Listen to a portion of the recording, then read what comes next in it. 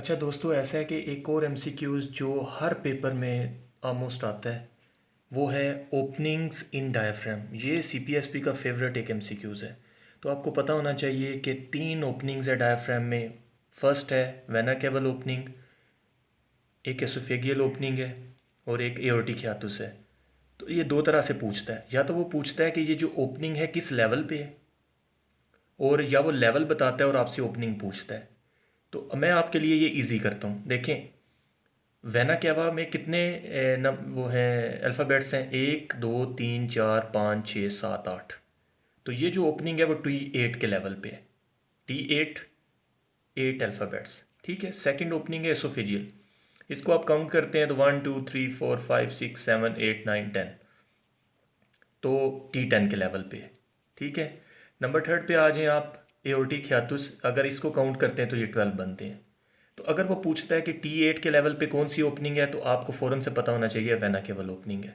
अगर वो पूछता है कि एसोफेगियल कौन से लेवल पे है, तो आप ये काउंट करते हैं तो आपको पता चल जाता है ये T10 के लेवल पे है। एक तो एमसीक्यूज़, ये पेट एमसीक्यूज़ है। दूसरा एमसीक्यू ये आता है कि वो पूछता है आपसे कि कौन सी ओपनिंग से क्या चीज़ पास होती है। तो ये भी मैं कोशिश करता हूँ, आपके टिप्स इसमें बताता हूँ कि कैसे आपने याद रखना है। जैसे वेना केवल ओपनिंग है, T8 के लेवल पे है, तो वेना केवा से आपने याद रखना है इन्फीरियर वेना केवा। तो इन्फीरियर वेना केवा आपका पास होता है वेना केवल ओपनिंग से, ठीक है। और इसके साथ एक फ्रेनिक नर्व है। सेकंड नंबर पे है आपकी एसोफेगियल ओपनिंग। ये जैसे मैंने बताया था कि 10 इसमें अल्फ़ाबेट्स हैं, तो T10 के लेवल पे ये होता है। तो एसोफेगस से आपने याद रखना है एसोफेगस। तो एसोफेगस पास होती है आपकी, एसोफेजियल वेन पास होती है, वागुस नर्व पास होती है। वागुस नर्व 10th नर्व है, तो ये T10 के लेवल से आप याद रख लेंगे, इजी रहेगा आपका, ठीक है। तो एक लेफ्ट गैस्ट्रिक आर्टरी है। इसी तरह हम बात करते हैं अभी एओर्टिक हियातुस की।